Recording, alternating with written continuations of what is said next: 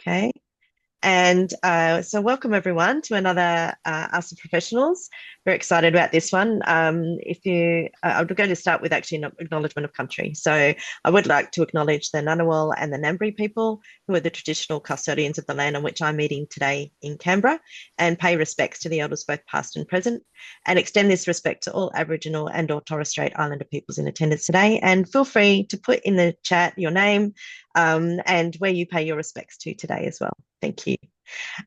Just to get started, so I'm Bree Norton. I'm co-chair of OZeWAI with Amanda, and we run these Us Professional sessions, try and do it every month. And last year we ran a specific session on accessibility testing. And what we found is we had lots and lots of questions of lots of different topics. So we broke them down a little bit more. And we've done accessibility training now as a session. And this one is on PDFs. Just a bit more background about OZeWAI. We used to be an annual conference. We are now a professional membership organisation. We've been running for 2 years, a professional membership, and we support accessibility specialists, those learning about it, and those who are in the field or maybe in their own environments on their own in their organisation. So we're here to support you. So please check out the OZeWAI website and any of our benefits that we have for you as membership. We would love for you to join. We have a very cheap option of $50, but we also have some professional options and a directory as well of professionals you can find. We also help support in partner conferences. So rather than running our own, so we've been at UX Australia, Perth Web Accessibility Camp that's coming up in February. And we're also going to be in Adelaide at DDD Adelaide this year, and Web Directions. So if you're interested in attending any of those, if you volunteer with OZeWAI, you actually get to go for free and get to see all the events as well. So lots of benefits there. And we've got some really exciting news coming up about our benefits coming up to our AGM in December. So I am going to pass it over to Amanda, who is our moderator for today. And Amanda, if you'd like to do a bit of an intro and introduce the speakers so they can do their intros, and I will go on mute and see if I can get Matt onto the call. Thank you. Perfect. Thank you so much, Bree. And welcome, everyone. So this is a really exciting session, one I've been wanting to run for a while. So I'm excited, that we had so many registrations. Clearly, there's an interest in this. But yeah, I'm looking forward to this particular one. So my name is Amanda Mace. As Bree mentioned, I'm co-chair of the Australian Web Accessibility Initiative and vice president at Grackle Docs for Australasia. And it is absolutely my pleasure to have such a great panel with us today. I have actually worked with each of these people in various capacities, and I'm so excited. I had a meeting earlier with Heather today and was like, I know everyone on this panel so well. I'm so excited to be able to have this conversation and have this conversation with everyone here. This is a really important one, in particular with the background that in April of this year, the Human Rights Commission, for the first time in Australia, said if you're going to have PDFs on your websites, they need to be PDF UA compliant. So to be having this discussion right now is incredibly relevant. And we couldn't have gotten a better group of people sitting on this panel to talk about it. So I'm really excited to introduce each of our panel members. Now, I don't think Matt's on yet, so we might go ahead and start with Vithya. So Vithya, do you want to do just a really quick intro? Tell us a little bit about your role at Visibility and maybe just how you got into this field. Thank you very much, Amanda. Oh, by the way, Matt is available. Oh, good. Hi, Matt. We'll get to you, I promise.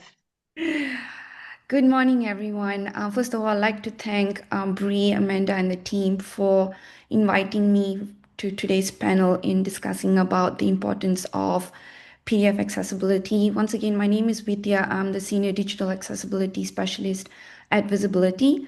My role is to ensure that all content created is accessible and inclusive for everyone. I also offer consultancy services and conduct workshops related to every topic that is in a digital platform, which includes websites, documents, and also social media content. I also conduct training for government organizations, businesses, and universities in all aspects related to digital accessibility. My story into how I got into LEO accessibility is quite interesting because I'm actually a sound designer. So I started off with actually working for a non-for-profit organization recording audiobooks. And that is where I learned about accessibility actually. So I actually fell into accessibility by accident, which was fantastic. And that is when I realized how it actually impacted people and individuals as a whole, and how inclusivity is so important as well. And that became more apparent when I started working with professionals in the area of creating digital content and also making them accessible. This is going way back 14 years ago. And then my passion just grew from that point onwards. And I realized as well that accessibility is not only a technical task, it's actually a human one as well. And it just shows how it benefits everyone. It's just not, created for just one group of users. So yeah, that is how I got into accessibility, Amanda. It's like my favorite question to ask, because I think when we get to Heather and Matt, it'll be the same. We all say, I fell into it, and here we are, uber passionate and doing great things. Heather, I'm going to ask you next. So first, tell us about your role at Grackle Docs. I don't have to talk about it, you can. And yeah, just a really quick, what got you into Ally? How are you here? Oh, for sure. Excited to be here also. Thank you for inviting me to the panel. So I'm the VP of the service team at Grackle Docs, which is an end-to-end digital accessibility company. I oversee the strategies and the efficiencies in our services, so ensuring that our documents are accessible when they're going back to a client. I also have a role in the quality and consistency of our PDFs that are remediated when they go out the door. And I do the internal staff training programs as well, or set up their introduction for our team to be able to learn the standards and apply them in various different capacities within the documents themselves. If you had asked me 15 years ago if I would be in digital accessibility, I probably wouldn't have guessed that. My previous experience and my previous career was actually as a coach and athletic therapist.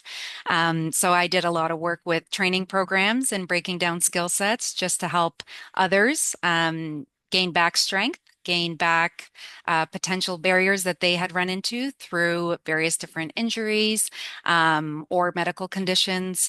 Um, and then 12 years ago, I decided that maybe I wanted a bit of a change of pace, and an opportunity just kind of presented itself to move into PDF remediation. And I took it, and once I jumped in with stride, I was completely hooked within the industry itself. I believe strongly in equal access for all as a human right. And I've, over the last decade, kind of just gotten absorbed within PDF remediation as a whole, developed many programs for training, whether it be training of staff or whether it be training of clientele on digital accessibility and specifically PDF remediation techniques. Those training programs that I've helped to build, they're based on theory and understanding of requirements themselves, and then execution of techniques in order to ensure that we are following those guidelines and producing the best quality PDF based on compliance levels, but also based on usability for an end user. Um, I'm quite excited to be a part of the panel today, and I hope some of my expertise and experience can really come to play in some of the discussion points. Oh, I am 100% sure it will. There is no doubt. So, last and most definitely not least, Matt, who, when someone said, how long have you known Matt? I'm like, forever. And it does feel like that. I've known you forever. But, Matt, I mean, I know your story about how you got into accessibility, but tell us about your role currently, what you're doing right now, because you've had a few different roles over the decade that I've known you, what you're doing now, and yeah, let's share your story about falling into accessibility. Hi, everyone, and thank you, Amanda. Thanks so much for having me, OZeWAI. I'm Matt Putland. I'm a digital accessibility specialist at Modality Co. We're a disability-led social enterprise based in Tasmania and provide low or no cost services for small organizations who couldn't afford accessibility services otherwise. We cover mostly accessibility consulting, training, coaching, covering websites, apps, documents, brands, etc. And we also run the Tasmanian Accessibility Community every month or so, a free monthly meetup for accessibility and disability advocates to get together. And yes, I did indeed fall into accessibility like so many others, pretty much straight out of uni. I got into a work placement sort of thing at my uni called Work Integrated Learning, and I ended up working at Media Access Australia with Dr. Scott Hollier as my boss, and he was the first boss I had with a disability, being him having low vision, and I was just amazed at how he used computers, and hearing stories from him on how a lot of people with disability end up coming to a place like Visibility or Vision Australia, and they get offered these assistive technologies, which are very helpful, things like JAWS or Zoom text, but these tools are very, very expensive tools, and often you need to get government funding to afford them. And when I heard, I believe at the time, Zoom text was $600 for a license, just to magnify in on your screen. I went, that's ridiculous. We got to make sure that our websites and documents are accessible, even if someone can't afford or isn't able to access government support for these assistive technologies. So that's a big focus for me in my work, and it does play into PDFs a bit as well, which I hope to talk about later. So yeah, that's me. And I also work at the NDIS. I'm a digital accessibility specialist there, working there for about 3 years now. So yeah, mostly helping the internal staff there make sure that they can do their jobs. And yeah, the internal systems that we have to face, quite often are pretty difficult. So it's a really good challenge, and I'm really enjoying it. But yeah, thanks for having me. Super excited to have all of you and a range of real expertise. And I think all up between the three of you, there's easily something like almost 40 years of experience in the industry, which is pretty incredible when you think about it. So Matt, I'm actually going to start with you. We have so many questions to get through, and there's no way we're going to get through all of them. But I want to start with probably the one that will. This is the one I think that we might all have different answers to start. But what is the most common misconception that you hear about PDFs in relation to accessibility? That's an excellent question.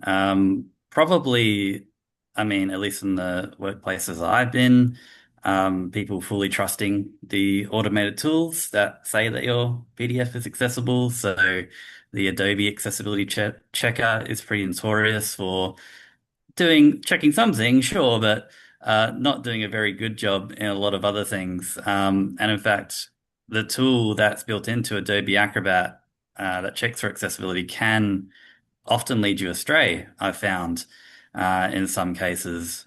Just this week, I was talking to someone at the NDIS who was saying, hey, we got to make this document accessible for our board.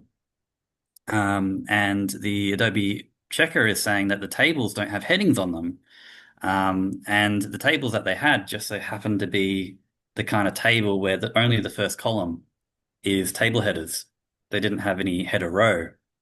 And so you need to specify that in Word and, also tag it in PDF to make sure that you're telling Adobe where the table headers are and what table cells are associated to that table header cell. But our team's solution was we had to get rid of that error.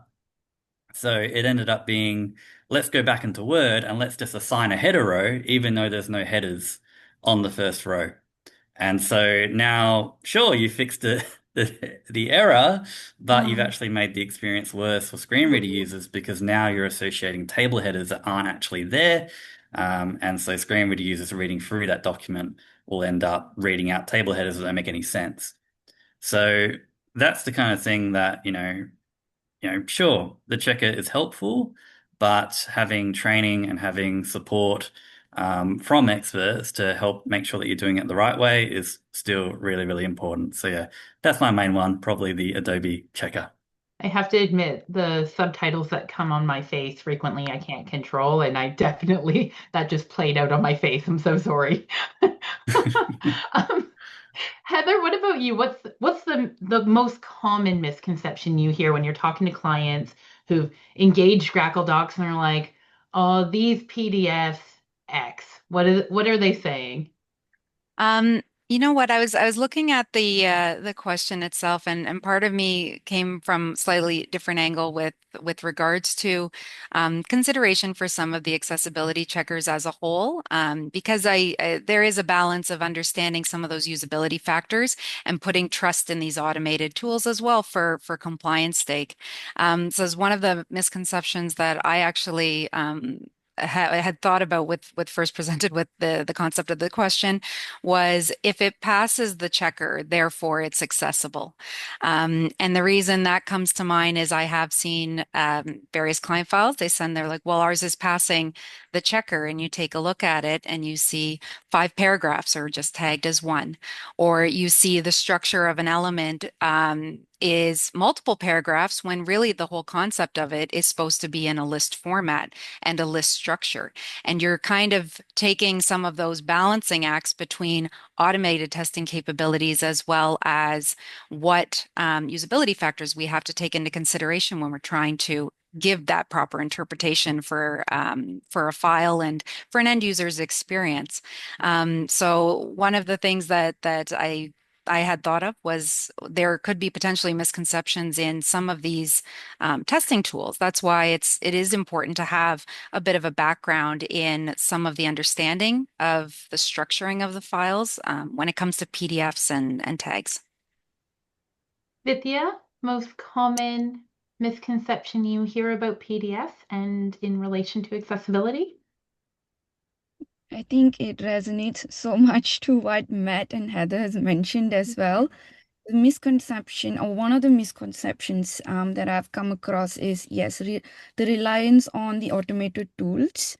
Yeah, especially with what Matt has mentioned with the accessibility checker tool and you know, um, going by what it says. If it says, oh, there's no accessibility issues, the document's fully accessible. And that's one of the main things that I've come across with my clients. And not understanding the tagging of the PDF documents as well, and how important tagging is and going through the tags. And that's one thing that some of my clients struggle to understand, whereby they think, yeah, when everything looks good, um, the tags would have, I mean, miraculously put itself together, which is not the case. And that is where you would have to also go back to the source document in making sure that you've structured your document correctly, like what Matt has mentioned with the tables as well, tagging them correctly, having your images described properly, and also with the fact that when you've received third-party document, what do you do from that point onwards? Yes, you do not have the source document with you, so yes, you rely on the checker, but also not going in and properly checking the description as well. You know, I think it's just the trust sometimes that they have put onto the content creator and the third party company as well in ensuring they've done the right thing. But then when the document comes to you, it is so important for you to check thoroughly as well from your end. And also we're probably going to be talking about this later on with auto tagging and AI. And just the idea that the auto tagging option is there, oh, I'll just use that option. And once again, PDF will, tag the content and put, proper structure to it. And unfortunately, that's not the case. Yes, it's the misconception is, yeah, even though the tools are there, but not realizing that you shouldn't be relying on the tools completely, and also keeping in mind the understanding, the education behind what is it that you need to look out for, even after you've checked the document. So interestingly enough, none of you mentioned the first one that would come to my mind, which is PDFs can't be made accessible. You Oh have to yes. have a Word document, just a plain Word document. And that's the only way it can be accessible. That is probably the thing I hear most often, especially in Australia, believe it or not. So, Vithya, I'm actually going to go straight back to you. What do you say when you get that PDFs can't be accessible? I think the first thing that comes to my mind is, again, with PDFs being difficult. I think that's the first thing when people say, oh, it's just too hard. I usually just give up, and, I would just create a Word document, out of this, or a simple plain text. And going by what I've mentioned as well is just the education behind what are the tools that you can actually use to start creating the documents in an accessible version, and just what's available out there. I think that education is so important. That's the first thing that comes in mind. I think it's just not um, the team not having the proper, what you call, information of where is it they can go and find information about accessibility in general, in Mm. creating accessible PDF documents. That's the first thing that comes in mind. I think probably the education behind what's already out there and what is it that they can start using. It's just, simple changes that they can start implementing within the document. I'm going to come back to tools because I want to ask all of you about tools. But Matt, what do you say when someone says everything should be a web page? Yes. So I do hear that as well, that some people say PDFs just aren't accessible. We should never ever use them. And I often feel that a lot of people, when talking about accessibility, do talk about this idea of absolutes, where they say it is, yeah, definitely accessible or it's definitely not accessible, and there's no in between. Mhm. Um, so often I hear people saying, "Oh, we just can't use tables. Tables are out. No tables." And it's just like, well, no. If you do it correctly, if you assign table headers or you assign, the actual cell, you don't make complex tables that have merged cells and things like that. Then yeah, you can make an accessible table, and in fact, it can be a really accessible way of providing information, depending on what the content is and depending on what you're using it for. So yeah, people do often make the assumption that PDFs just aren't accessible and that's it.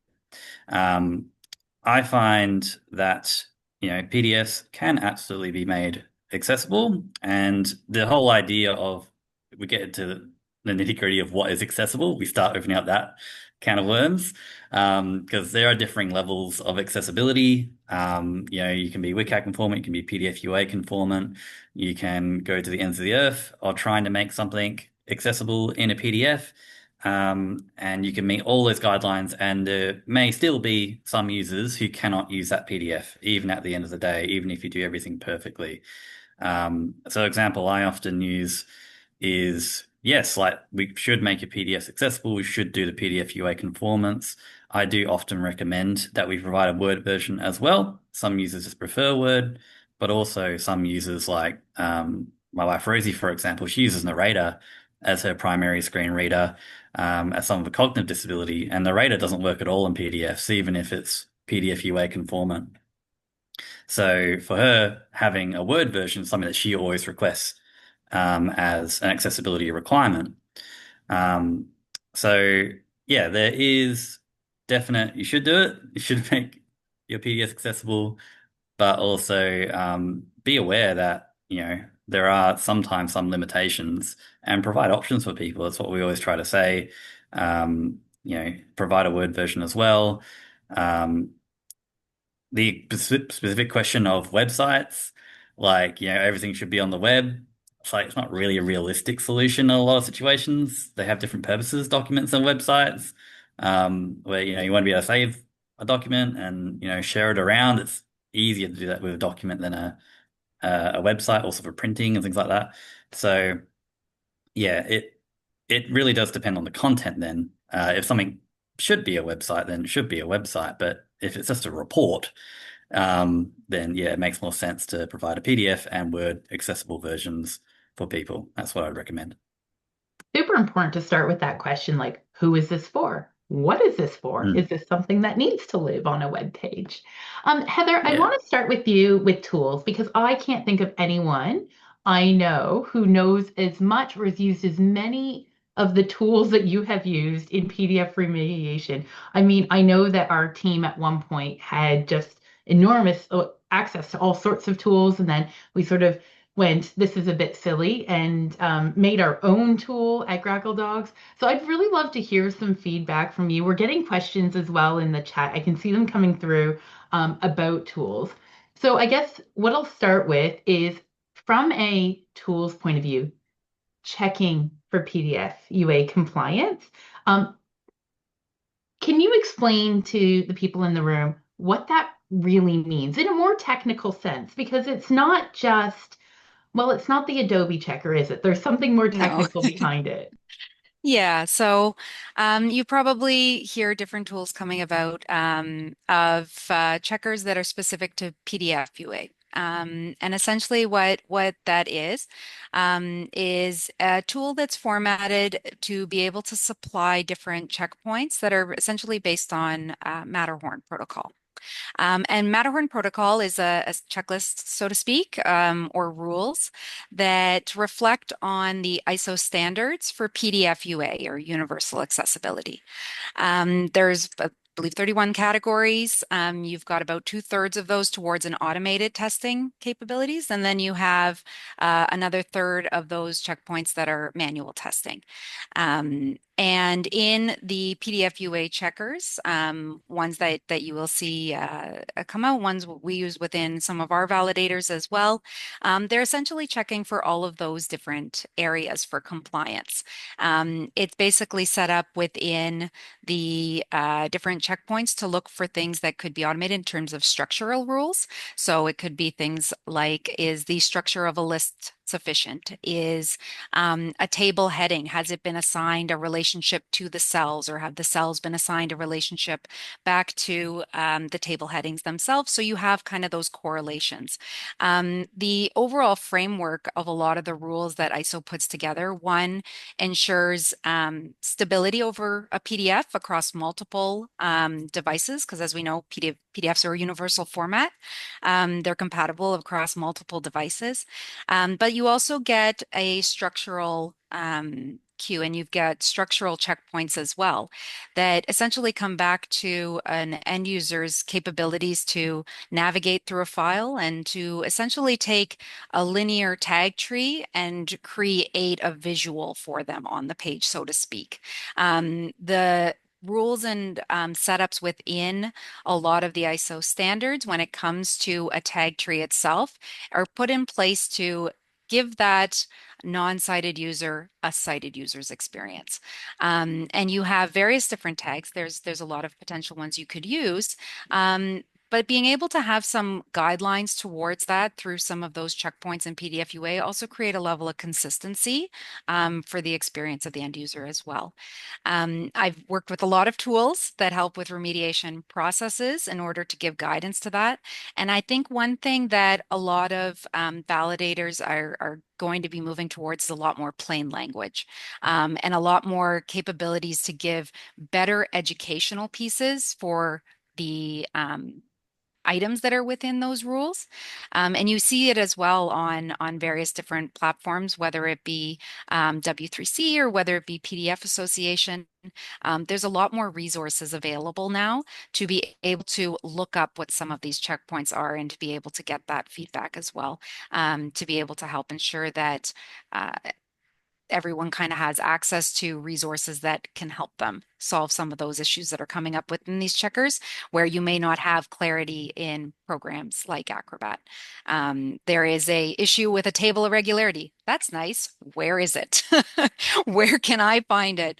But some of your validators and even our internal software validator strive to give educational pieces and show you where the problems are or give you a visual display of where that issue might be stemming from, because a table irregularity may not be the cells in the row that is being highlighted. It may actually be an element above that throws off those columns to not have them equal all the way across.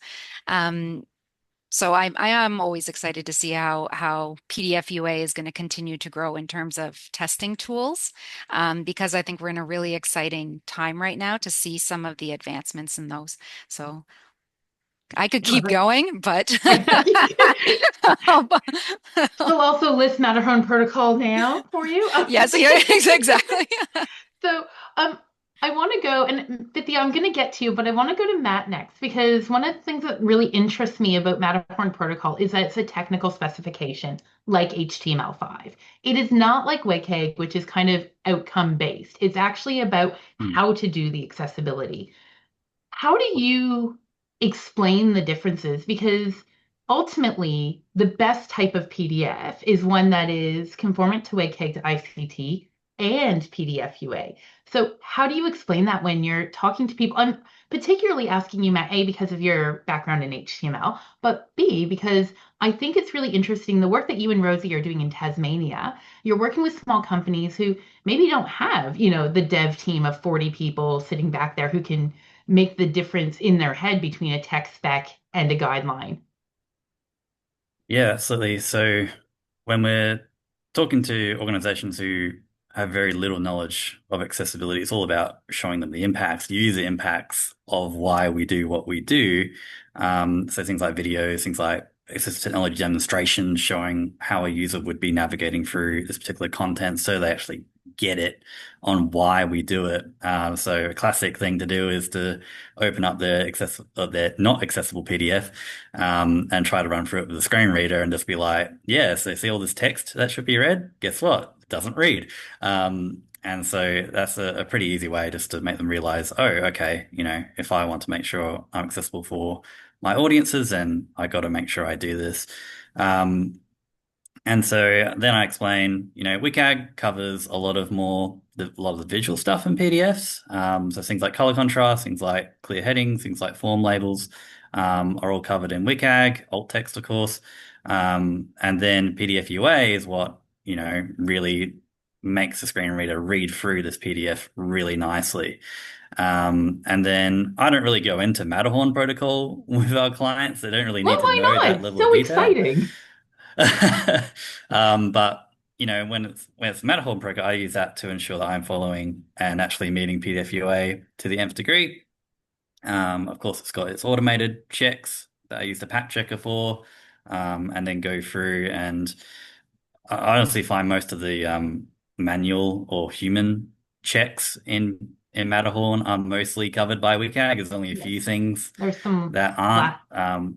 Yeah. There's mostly a big overlap there. I mean, one thing that's unique might be like, artifacting your headers and footers. That's not really coming in WCAG, but it is in Matterhorn.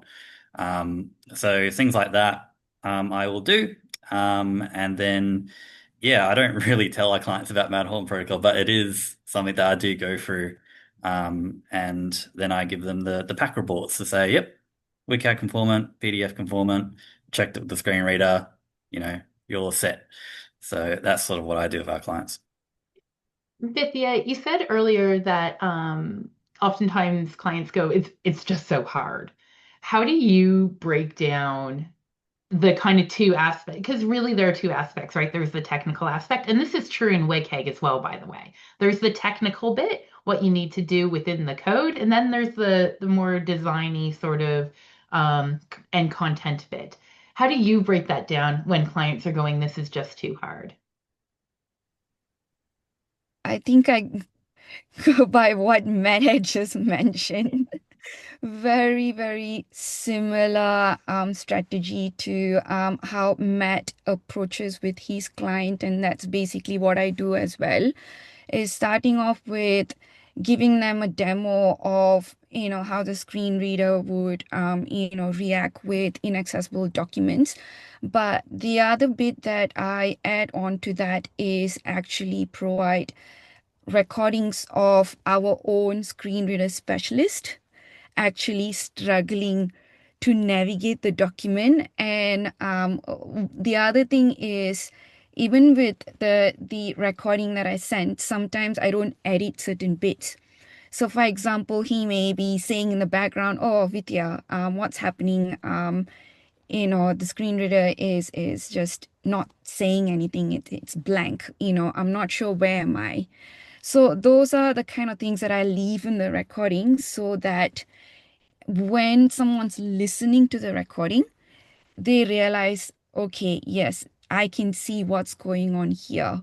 This is very similar to some of the web accessibility testing that we do in-house as well, just so that the organization or my client understands, what are you actually going to be putting through some of the cohorts out there that are actually using screen readings, that are actually using assistive technology in general. Um, just so you can put that once again, going back to the human touch. Mhm. And yes, I mean, when it comes to the technicality again, going back to what Heather and Matt has mentioned, I don't do anything different as well, going by using the pack. And I think Ricky has also dropped something in the chat, which is fantastic in terms of the Pack 2026 beta version that they've released with AI. I haven't really gone and looked into it thoroughly, but that's something that I'm definitely going to check out as well. Yeah, with the checks. And then going by again with the Adobe Acrobat with tagging and structure. But yeah, I agree with Heather. Sometimes with the with the checker, it's very blunt. It would, say certain things that just does not make any sense. When you look at going back to very quickly with Microsoft, yeah, obviously it's also got its own accessibility checker, but then, it'll show you why it's an issue and how you can fix it, which is a lot more thorough, but that's unfortunately not the case with Adobe Acrobat, where even if it redirects you to the page, it is not clear. And I think that is where people are getting frustrated as well, Amanda, when they want to do the Mhm. right thing of wanting to make the PDF accessible, but then Adobe Acrobat again is not providing the right information of how you can fix it. And I guess that kind of stems out to why now we are relying on other tools as well in order to conduct our checks and also remediate some of the issues that we have to work on when we look at the PDFs in general. But yeah, my take is not any different to how Matt and Mm. Heather has approached with clients. Yes, with the WCAG compliance and PDF UA, it is quite broad as well. So sometimes what I do is, yes, I provide them with the pack report, but at the same time, what I always say is always look at going back to some of the basics. And again, going back to what Matt has mentioned, yes, I agree in providing a supporting document as well for those who would, may prefer to, use a Word over PDF, but also understanding that, sometimes with PDFs, yeah, sometimes they're not fully accessible, but even if they're reasonably accessible, it can definitely read some of the main information, actually going by the reading order as well. Mm. So, oh, there's so much to unpack there. First, I want to say, I want to make some clarifications because I realize that we're talking about these checkers like everyone knows what they are. And maybe that's not true. So, and I do want to also mention that, like the Adobe Checker, for example, you need to have Adobe Pro. It's quite an expensive piece of software, and not everyone, in fact, frequently not in your workplace, unless you're actually working within document creation on a regular basis, do you have access. Sometimes you don't have access to the original, sometimes you don't have access to Adobe Pro. The Pack Checker is a free one that's available for Windows computers. Heather, I know internally we've got Grackle Go, also free, and it's web-based, so it doesn't matter what type of system you're running on.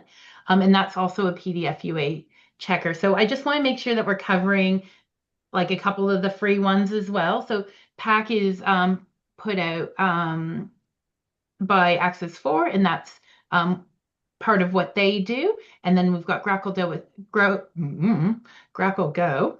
I don't know why I said Grackle Dough. Don't tell the bosses. Grackle Go, which is the Grackle Dogs free checker that's available. I think that what is really interesting with the automated checkers is the difference between sort of what Adobe's doing and then what you have something like a Pack or a Grackle Go do, which one is sort of our general highlights of what we think accessibility should be looked at, which is what Adobe have done, and then sort of something that is following Matterhorn protocol and kind of looking at the technical specification behind PDF UA. So they are two very different things. And I just wanted to make sure that we clarified for anyone who wasn't really familiar with them. And we're talking as if everyone is, and they may not be. So we want to make sure that we get that. At the very end, I'm going to ask everyone for their favorite tool. So keep that in the back of your mind. It doesn't have to be a checker. It could be something that helps you remediate. Whatever your favorite tool is, keep in the back of your mind. We're going to ask that later. But for now, I actually want to move on. I want to pick up something that you said, Vithya. You were talking about you can have a document that's not really conformant to either and still be pretty accessible. And that's a really interesting concept. And I wondered if maybe, Matt, you'd like to pick up this point. When something isn't quite conformant to either WCAG to ICT or to PDF UA, but's pretty good. Where do we draw that line? Is that subjective? What do you think about that? Yeah, there has been situations in the past where, we get a PDF and there's a particular issue that is very niggly and it will not go away. And, some organizations don't have the tools. Sometimes you need a paid tool to resolve that particular issue. Not like Adobe Acrobat Pro can't fix everything in a PDF. So sometimes you get the very odd issue where it's like, yeah, this particular space isn't actually, a real assigned font. So that particular space at like the end of a sentence isn't going to read to screen readers. It's like it's not going to have any impact for the end user. And I think that's where we need to think about, where we draw the line on those particular tricky issues. Of course, we want to try and fix as much as we can, but if there is something that you're really ripping your hair out as someone working on accessibility in your organization, think about the user impact. If this particular bit of text isn't read, think about how's that going to impact the user experience of that document. Is it a big deal? Is it something that you really should invest more time and energy into? Because everyone has limited time. I fully respect and understand that. So, sometimes you got to be like, all right, it's okay if a screen reader doesn't read this particular bit properly. Or if a odd or unusual screen reader doesn't read that particular bit properly. So, you got to be reasonable when people have time and costs to sort of try and meet, and everyone's doing the best they can to make things as accessible as they can. And I don't think people should be shamed for not meeting WCAG or PDF UA to the absolute perfect degree, because it is hard. It is very, very difficult thing to do. It requires a lot of years of experience to get really good at it. So yeah, I don't want people to feel ashamed that they can't get to accessibility and feel like they're going to get called out for not meeting accessibility when they're just trying to do their best. Yeah, absolutely. Heather, I can only imagine the millions of documents that you've worked on. what kind of things have you found where you're like, that's a really tricky one, and you kind of have to like find a workaround to make it work? Or was there ever one where you just couldn't do it? Um, I love a challenge. And I would say our team loves a challenge when it comes to documents and how we can find a way to make them as accessible as possible. I think there's definitely cases where we've run into very complex layouts. Complex layouts almost in the sense that it really doesn't make sense even for a sighted user. Don't get things that come to mind are tables within tables as just a layout or as a formatting, not necessarily a layout table, but literally a table that has another table element kind of nested within one of its singular cells. That is a very difficult thing to try and navigate through with the screen reader itself. And I think sometimes when you're looking at documents that really don't have that nice flow from a design point, it's almost like a smattering of thing on the page. You're trying to look at how can I bring this down to a linear format for it to make sense. And I agree with Matthew. Sometimes there's only certain things that you can try and format with those. And sometimes I go back to, you know what, sometimes simple is best in terms of how we can use this tag structure to get the best for the end user. And even for those that are getting just learning some remediation work, learning tags, learning how to start getting things formatted. There's a lot of rules, but it also amounts out to what tags you're potentially using in your file as well. And it can be a very good starting point for some of those remediators that are just getting out as well to try and approach with a simple is best to try and navigate through. Okay, let's utilize 8 or so main tags that are very common and try to use those to the best of our ability to structure the PDF. You can still give an end user a very good experience, even though you might not be hitting all of the marks. You still can format a file to be very compliant, give that end user a good understanding of the structure of the document and what's in the context of it. By just navigating how you're using the tags a little bit differently as well. Um, yeah, so that's part of where my notes would go on that topic. So I think it'd be interesting to hear where each of you have found sort of the common errors, excuse me, that everyone kind of gets a little bit wrong. Not to shame them, but to in a real educational piece. And the reason I say this is that I often find that people will send me a document, which generally just goes straight to Heather and her team because I am not the services team. The Delgram team does their thing, audit team does their thing. So I stay safely where I belong. But we do get these questions. Like we'll get a document sent to us and we'll be like, and it'll be the same kind of common thing. So often artifacts come up. People don't really understand what an artifact is. So Vithya, let's start with you. What is something common that comes up for you? Just a common barrier, and what's your way of getting, educating or getting around it for that client? I think you've mentioned the first one already, Amanda. Yeah, It's artifacts. artifacts. Well, what's your solution? How do you educate them on it? Well, I think before I go into that, the other thing that I would like to add as well is there are so many tools that are now coming out to creating PDFs, which are kind of contributing to the issues that they are experiencing when it comes to accessibilities. Putting aside, um, using Word or InDesgn or Adobe Acrobat DC Pro in general to create the documents. There's so many other tools that people are using out there nowadays, which is again where the issue lies as well in looking at, okay, I can't make the PDF fully accessible. Okay, what can I do to make it reasonably accessible? So now, coming back to artifacts, again, going by if you are a content creator and you've tried your level best, okay, in general how Adobe Acrobat DC Pro works, then obviously you can try to use the tools within Adobe Acrobat DC Pro to get rid of or to convert it into an artifact, but then it's just not working. So what I've potentially mentioned to my clients is, look, you are definitely trying to do the right thing, but then I go back to testing it with the screen reader.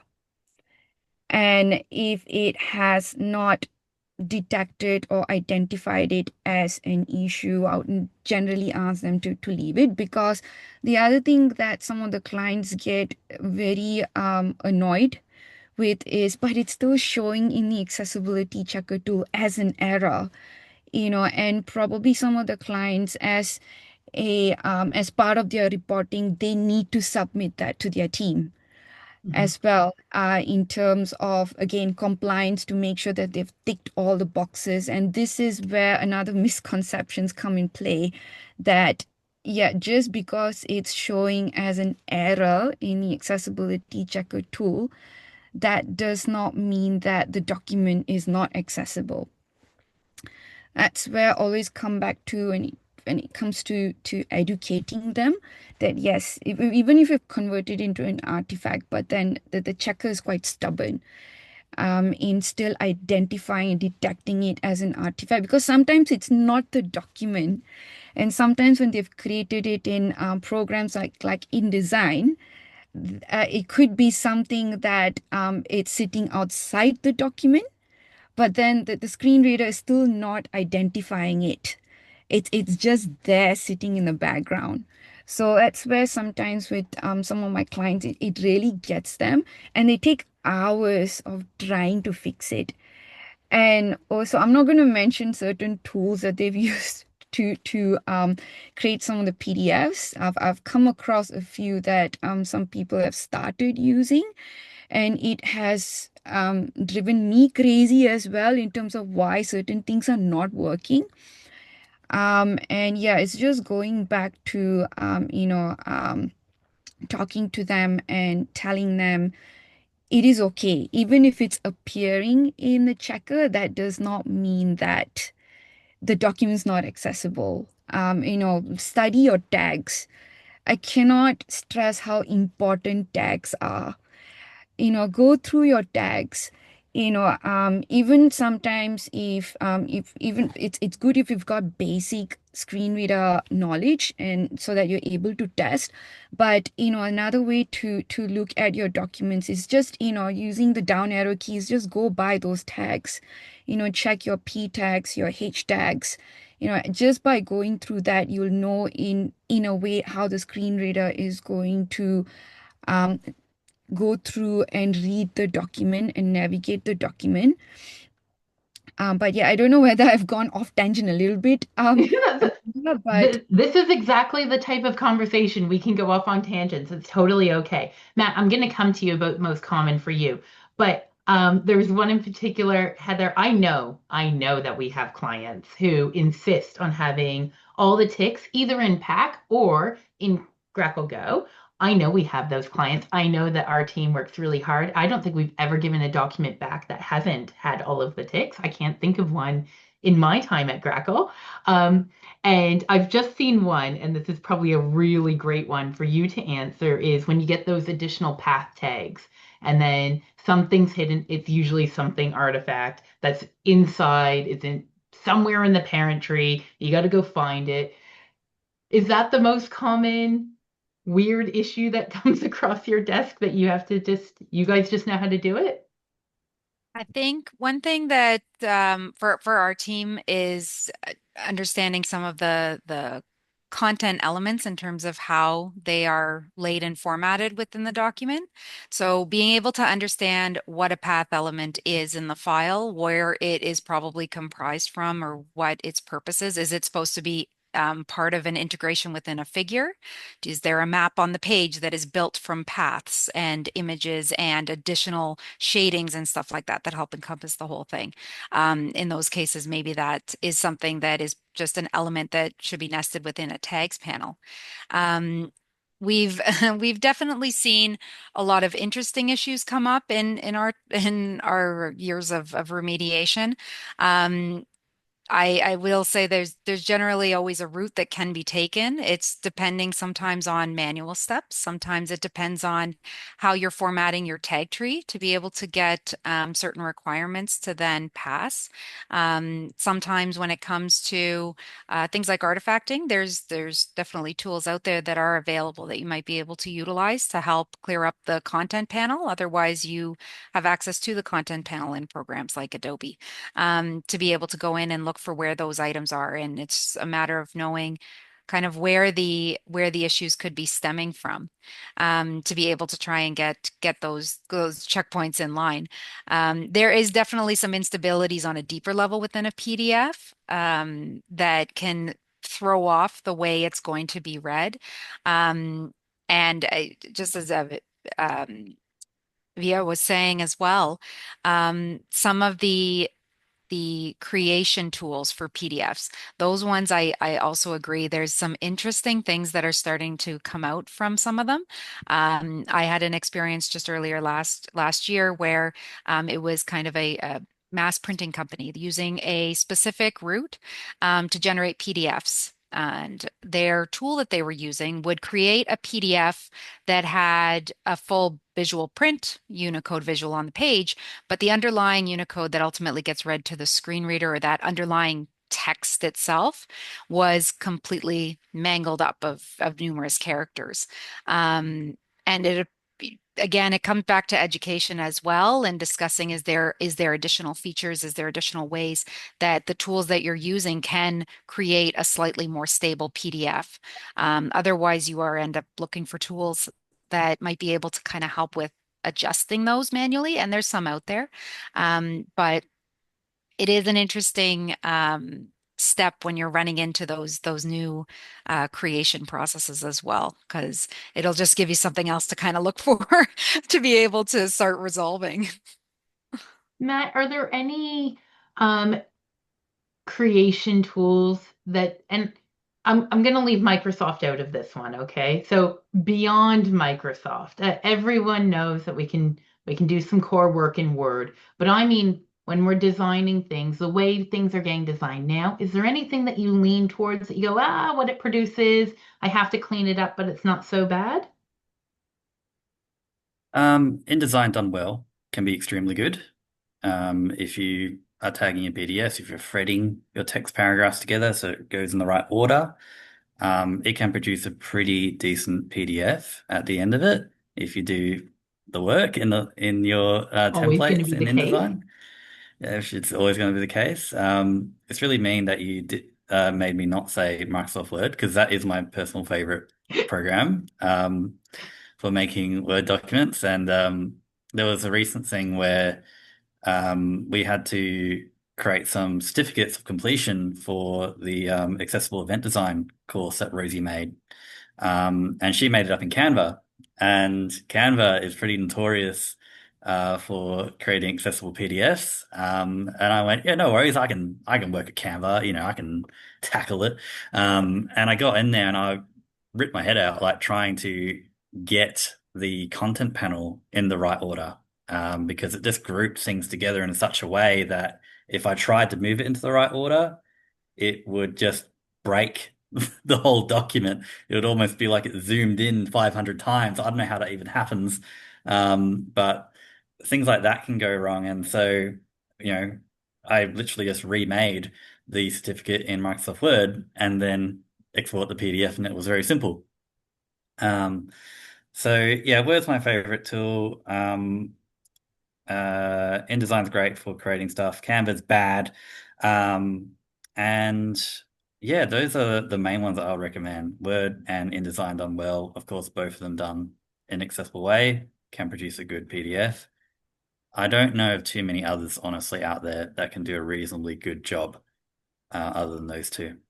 What about without my Grackle hat on, what about Google? Because now we've got slides, Mm. docs. Um, People are making PDFs straight out of that. Yeah, I've heard that it can. I saw some recent videos from the accessibility guy talking about using, Abby Fine Reader and putting it into Adobe, and apparently it can be done. So I'm sure It's probably not as good as Word, I would imagine, still at this stage. But yeah, hopefully Google continues to get better over time and becomes a more reasonable tool for just the average user to create accessible documents with. I think that's a really good point, and one I want to pick up on about the average user. So it's one thing to have people like yourself and Vithya and Heather who have experience, especially something like the technical experience that Heather has around Matterhorn protocol. But the average user does not have that experience. So, and I know we've talked a lot like today about outcome, like it's about the outcome, it's always about the end user, and we have to keep that front of mind. But I'm curious, and Vithya, maybe you'd like to give us some ideas here. The average user comes to you and says, I need to make something accessible. What are you pointing them in the direction of first? Amanda, I'm just going to go back to what Matt has mentioned. I did want to mention that particular tool, but glad that Matt mentioned it. Yes, Canva is very notorious. So that one of the tools that I was talking about earlier is people starting to use Canva to create PDF documents, and it has driven me crazy. I just don't know. Yeah, I mean, they have started. It's great that they've started implementing some of the accessibility features, but yeah, with the tagging, it's a real nightmare. So yeah, I agree with you, Matt. Any good Um, ones? um, again, with what Matt has mentioned, InDesign is definitely a good one, but I understand not everybody has got the program. It's just mostly those who work in the marketing team have got subscribed to Adobe Acrobat DC Pro, and Adobe has done a fairly, good job in keeping on track with some of the changes that they've made within the platform, in terms of, yeah, threading text boxes, and also adding alt text, and also putting the articles panel together, etc. Yeah, again, I'm going by what Matt has mentioned earlier. Word is the other program as well. But again, Amanda, with your question of, can you tell me, can you repeat the question again, please? Oh gosh, now you're challenging me. I've been absorbed in your answer. No, so okay, it happens all the time. Now, say when someone comes to you and says that I'll give a really good example straight from the chat. Amber, quite a bit earlier, said, can publisher make accessible PDFs? So there's all these programs out there. What are the programs you point them to when they're coming to you and going, I need to make an accessible PDF? And the reason I exclude Microsoft, it's not because I don't love Microsoft. We all love Microsoft, but most from I'm making a quick document, it's going to be Google or Microsoft. We know that if you're just making notes and it's a very plain document, but anything with any complexity or with any design to it is not coming out of Word. It's just not. It's coming out of InDesign or Illustrator, or I can't believe people are still using Publisher, but apparently Publisher. Thanks, Amber, for letting me know that Publisher is still in use. Canva. We had another question about, I think, Venngage. So there are these other things that are kind of popping up as these creative tools. And I think that's like, where do we point people to if they're there? Are they really doing an okay job? Oh, that's a really good question, Amanda. And again, I was about to say Microsoft, because what sometimes I would suggest organizations is, again, putting aside, let's say if they're creating something simple, then yeah, definitely create templates where you've already implemented some of the accessibility features within the template itself. Let's say using, your built-in heading styles. You've already formatted your heading level 1, 2, and 3, so that, when your organization's ready to send something out, they can just download the template. And some of the basics that they can do is add alt text. So that, can easily be done in Microsoft Word, and even in InDesign, you can create, templates within InDesign when you're, sending out your annual reports or your newsletters. In terms of other programs out there, Publisher, it's definitely not the best program to use when you're creating PDF documents. It does create a lot of issues, when you're trying to tag so many different types of accessibility elements. But frankly speaking, I think with other tools out there, according to what I've researched, I think these companies are still trying to catch up. Yes, they are trying to implement accessibility as best as they could, but then, looking at Adobe or InDesign, it took them years to kind of get to where they are at the moment. And I think some of these organizations and companies that are developing apps to create accessible PDFs, I think they're still catching up. So for example, Canva. Yes, you're able to add alternative text, but I think that's probably the only thing that they have implemented so far.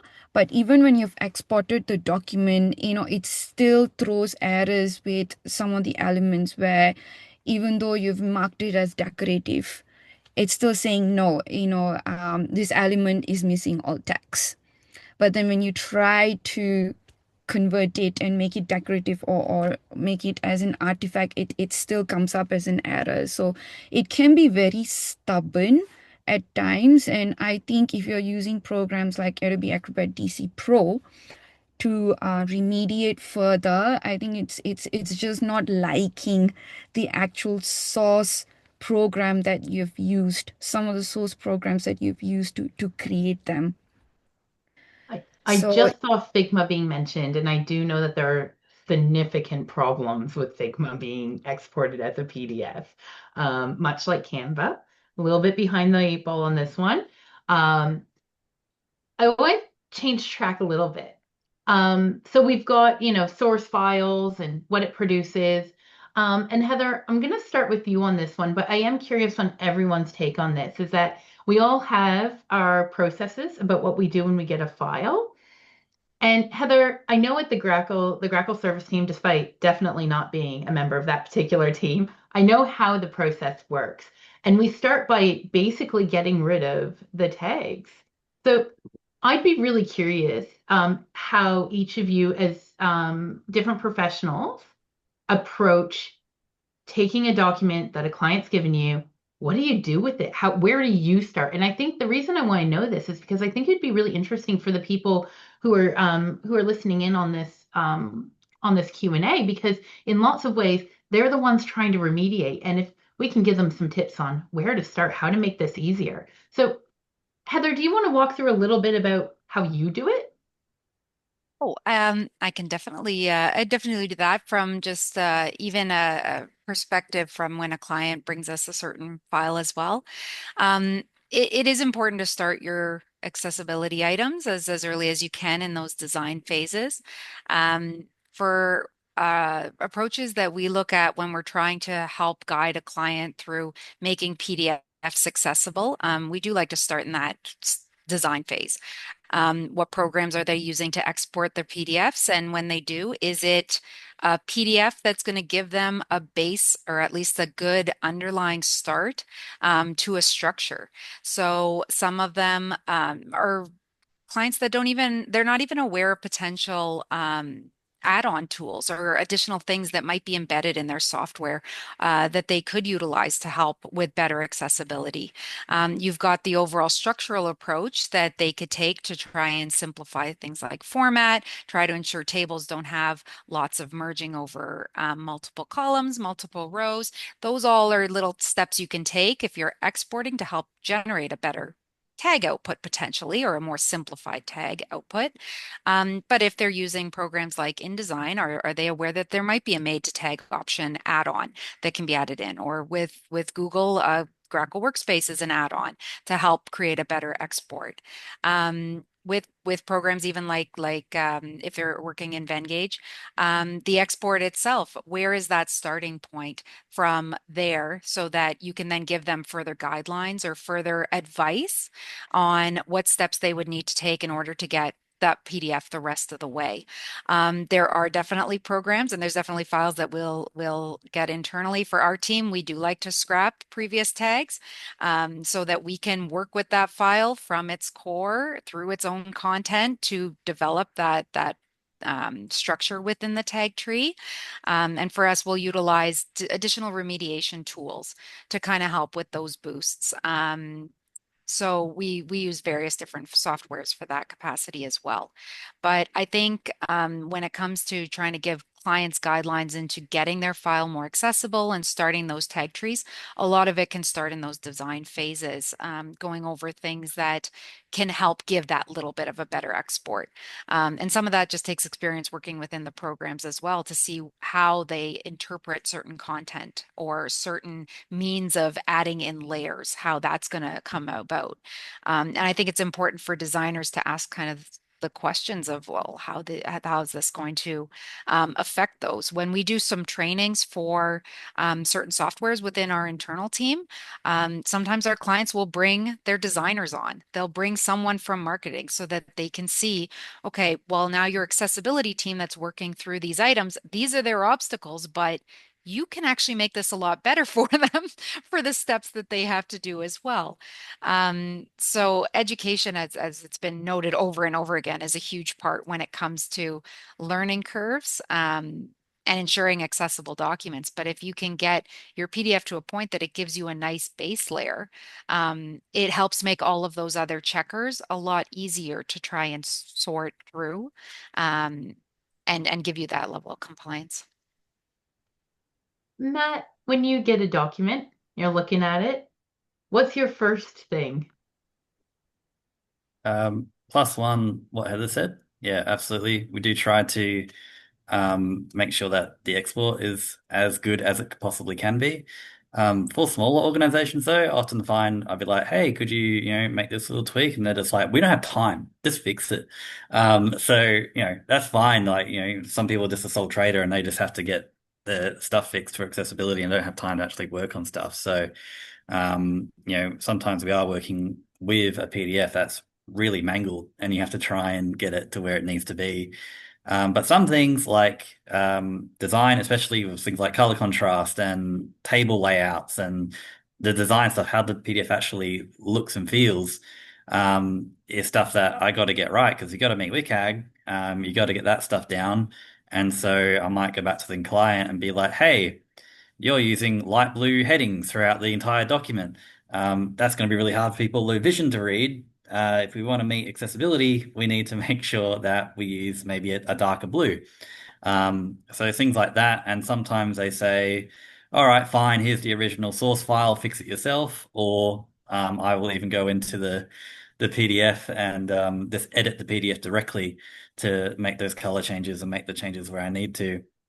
Sometimes though, with something like a table, you really need the source file to get in there and fix it properly.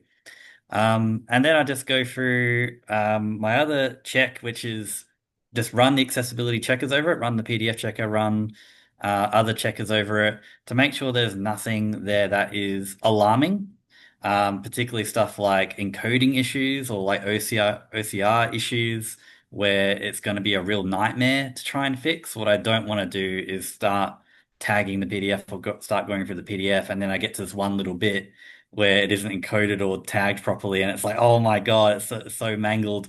And that could have been fixed by exporting it in a different way or fixing it in the source file, rather than getting all the way through the document. Then at the end, there's a little bit that you can't fix.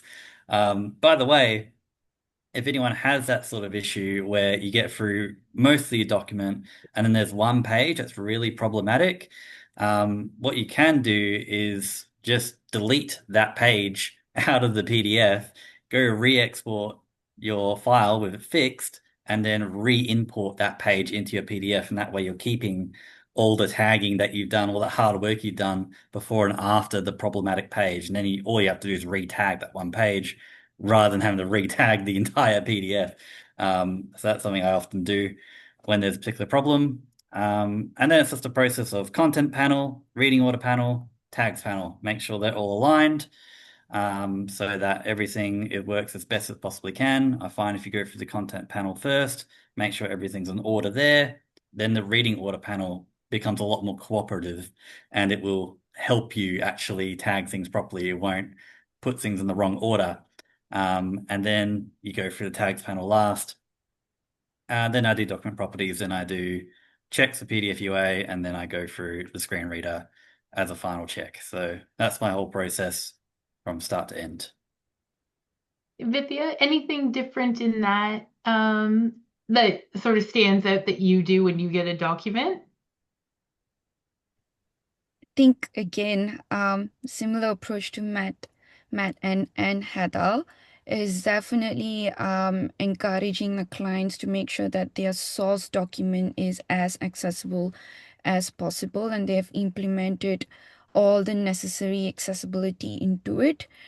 That's the first point. And yeah, similar to what Matt has mentioned, always going back to them and saying, work on your basics. If you're not using the right font or you've got low color and contrast, that would impact, people with who are using screen magnification software, then asking them to go and fix it. But yeah, quite often clients would come back to me asking me to just fix it. Do whatever you need to do. But I always ask them for the source document. Even if they've fixed certain things, it's important for me to have the source document so that I can see what are the changes that I need to make. And also definitely speak to them first, to explain to them this is why we need to make all these accessibility changes. And also the one thing that I've realized as well is exporting. At times, some clients, they have implemented the basics and they have made it as best as they could, but then they have not realized that they have not ticked the export tagged box. And then they pull their hair off wondering, I've, done everything that you've asked me to do. I have tagged my styles, I've added alt text, but now when I open the PDF, I can't see any of the tagging, what's going on. So that's one thing that some clients are not aware.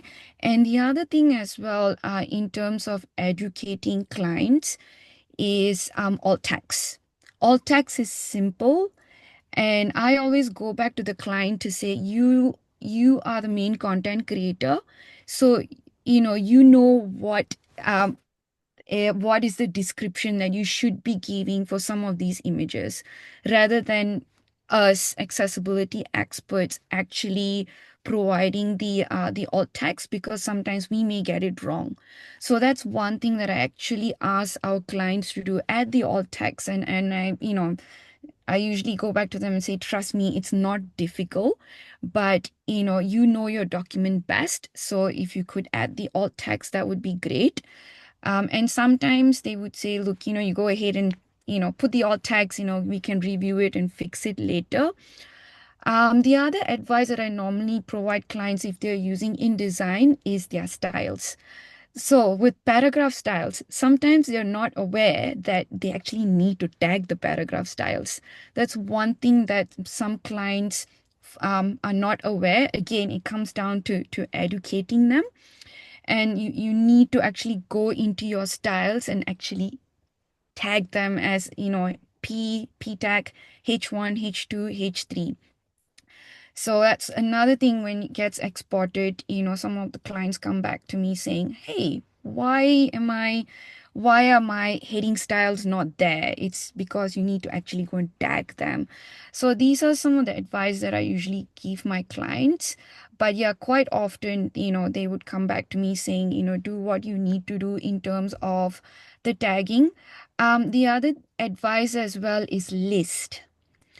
Some people or some clients, they would tag their list as P tag, not realizing that you should, again, going back to InDesgin, with a particular style, you need to leave that as automatic. In InDesgin, you don't really have a list tag, unfortunately. So it can get confusing. So the one issue that I've always seen with the PDFs is, once they've been tagged as a P tag, obviously when you export them out, it will recognize as a P tag, paragraph tag, rather than a list tag.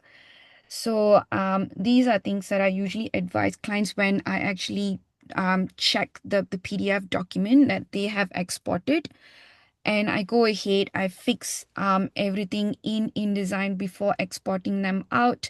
And yes, again, once it's similar to Matt and Heather, I guess, check the document properties, making sure that all the information are there. Some people are not aware how important document properties are in adding your title, your language, your metadata in general, because again, it also helps with SEO when you actually upload the document onto your website, where all your tags becomes crawlable, and it's it has a potential that it will bring up in your top 10 or 20 searches in Google. Apart from that, yes, definitely working on going through the reading order again in Adobe Acrobat. And also very important is to do a manual review as well, using your screen reading software. Apart from that, one thing that Matt has mentioned that I've come across a million times is, yes, unfortunately, this one page is not tagged properly. Do I need to go back and export the entire document? And some of my clients have done that. And, the level of frustration that I've taken them in working through the document from the very beginning is excruciating. So yeah, they're not aware that, the tagging works for one page at a time. So yes, you can always just go back to your source document and just tag, just export that one page out, bring it across and, replace it basically. I think that has become life savior for some organizations, of not having to go back and redo the entire document, and also not realizing that if you have subscribed to the Adobe package, and if you've forgotten to add alt text in InDesign, for example, or in Word, they're not aware that they can actually do it in Adobe Acrobat DC Pro itself, in adding and not having to re-export the entire document. So again, the one thing that keeps coming up again and again amongst the three of us is just the education behind knowing what's there within your interface, what what has been implemented with the accessibility features, and using it to the to its core, I guess. And yeah, I guess that is basically what I do in terms of going through and remediating and going back and educating some of my clients of in terms of what is it that they can already fix. So I love all of those answers because they're really similar approaches. Um, and I know we're coming close to time, and I'm still going to ask you all your favorite tool. But Heather, I have a question for you, and it's actually specifically for you because I think with Vivian and Matt, they're not dealing generally like Grackle has millions of documents coming through the service team. We have clients who are annually producing tens of thousands of documents.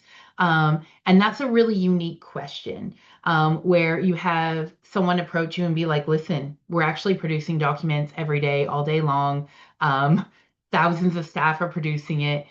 What's the most realistic approach to testing and maybe then remediation?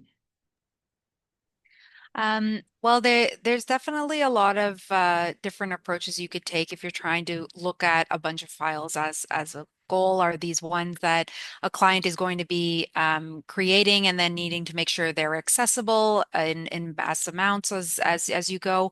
Or is it they're trying to do inventory of all their files on their website to see how many are accessible and not, to kind of make a judgment call from there for how many they need to make accessible, and that might be a variety. Um, there's definitely a lot of the online checkers available that you can do quick cursory to try and at least get a good sense overall as to where your accessibility compliance levels are within those pieces. Generally speaking, if you do have certain file types that you're going to be seeing repeated that just have little bits of information, there is different ways that you can look towards templating setups. There's different ways that you can look into some automated structuring that might be based on templating or based on certain cues or anchors to help create a tag tree after that PDF is created. Various tools in that kind of capacity that can be leveraged. But I think sometimes with when it comes down to things that you might see a very similar document through your own organization, having a good process in place, having kind of like cue markers to know this is what I have to do in this file every single time it's coming through. I know one thing when we go through training with some of our own software, we'll go over certain things that is like, this will be a check. This will be a button you press in every single file that you run into. This will be an application you're going to want to be mindful of every single time you're putting a piece through. Because again, if you're using certain tools and you're generally following a similar structure, you'll have a very similar potential output each time. And with that, you can find ways to create those efficiencies just through talking about the workflow, just through strategizing what is the fastest way you can get through this piece while you're not pulling your hair out, even though it's got some small changes to it. There might be a process you can put that becomes a little bit more not automated, so to speak, for yourself, but more of a good checklist, an internal checklist that you can use to get your documents to that compliance level. There's definitely a lot of suggestions I can make on a Yeah, on an actual tagging side, there's so but much, and we have so it's little a time. whole We're lot. actually we're down to 2 minutes. And I think what's really important is to mention that with all of this, whether you're producing 5 documents a week or you're producing 500 documents a week, all of it requires prioritization and some sort of strategic plan. You have to plan for good accessibility.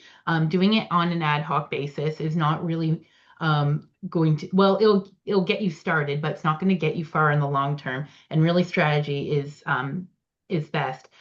I want to end on a real positive note. I told you at the beginning, I'm going to get you to mention your favorite tool. We literally have a minute.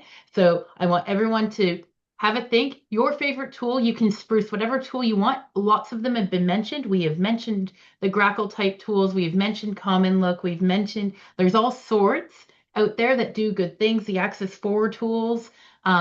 What's your favorite tool for testing and or remediation? Matt, your go. For me, I do want to try the Grackle tools. I got to admit, maybe we should book in a session to see how well they I'll get work. you a free trial of But Grackle PDF. yes, I'd love that. But one Grackle tool that PDF saved trials for me, everyone. one tool that saved me on countless occasions is the Access Full tool, Access PDF Quick Fix. That one for me fixes a bunch of things that regular Adobe Acrobat can't fix. So there's been times where I was panicking and then I went, wait, this other tool could fix it, and then it did. I was like, yes. So yeah, big Love a fan of one button the fix. Access PDF tool. Yes, absolutely. Love it. Vithya, your favorite tool to test and or fix. Oh, again, going by what Matt has said, this is the Access PDF tool. I again resonate with Mac with sometimes when I panic. That's the one tool that I use. But yeah, again, Amanda, I would definitely want to get a hold of Grackle That's a Docs. legitimate offer. I am very happy. I don't know if Albert's in the room today, but Albert's my head of sales here in Australia. Yeah. So Yes, I am. Grackle, oh, look, there he is. Grackle PDF editor trials for everyone, it looks like. Albert, you're going to be a very busy man after this. Heather, your favorite tool? I'm going to have to say the Grackle PDF editor. It was built for remediators from remediators. Our internal team uses it for all of our PDFs that come through in various capacities. Our validator is within there, the Grackle Go, as well as a lot of those automated buttons to help with quick fix. So that one is definitely one that going to have my stamp of approval for Awesome. sure. I've worked with both the Access tools and obviously with Grackle, working at Grackle, and both of them are really great tools. And they do have those sort of one button fixes. I think they're really good. I really encourage people to try both of them. There's some other tools out there too that have that you should be able to trial. And what I would really recommend for everyone is whatever your workflow is, give a go for all of these. Have a go with each of them. See what works for you. Make sure that you understand how to use each of them. So make sure your understanding is if you're using a remediator's tool, then you want to make sure you have a core understanding of remediating a document. But otherwise, these tools, some of them are really great and easy to use. Yeah, I've worked with both the teams at Access and the teams. Obviously, me and Heather worked really closely. Have been in at the very beginning with Grackle PDF, so I'm really intimately aware of that one. But I worked with the team who developed Access for a while too, and yeah, great teams who are really responsive too. If you have questions, fixes, those things are really great. And I love that this is an industry where we're just trying to make documents more accessible across the board. And I think we do a great job in this industry of going, look, I don't care which tool you use, just use it well and make your documents accessible. That's ultimately what matters. So, Bree, I know we have gone 3 minutes over, and I apologize for what it's worth, everyone. I'm in Canada visiting family, and it is 11:30 at night. So, of everyone, I am the most tired right now, I can assure you. No, look, thank you. Oh my goodness. What a wonderful session. That's just flown past. So many wonderful questions from everyone. We tried to get to the theme of your question, putting them together. And I've also in the background sent a few messages to Ricky to talk about some of the articles for the OZeWAI website. So keep an eye out for that. Look, just to finish up, please consider joining OZeWAI. As we said, it's as little as $50. We have so many benefits that we're growing. These sessions are just so well received, and we have so much more planned for 2026, as well as the benefits for the members as well. So please consider joining. It does help. Otherwise, at least just subscribe to our newsletter. We're getting close to 1,000 subscribers. It's coming up. I'm sure it's coming up soon. Maybe there'll be a special gift or something for our 1,000th subscriber on our newsletter. So share with your colleagues. Thank you to anyone who has been sharing in the digital profession. It's very hard to get our messages in there. So those that are in the government space, thank you so much for sharing our sessions and the OZeWAI news. We really appreciate it. And thank you again to these wonderful panelists. I really appreciate it. Vithya jumping in last minute too. Thank you. Amanda again from, picking up from the other side of the world as well from you, Heather. And Matt, lovely again to have you on board. So I really appreciate it all. Thank you. Thanks everyone for coming today. Great session. Thanks, everyone. Thank you. Thank you.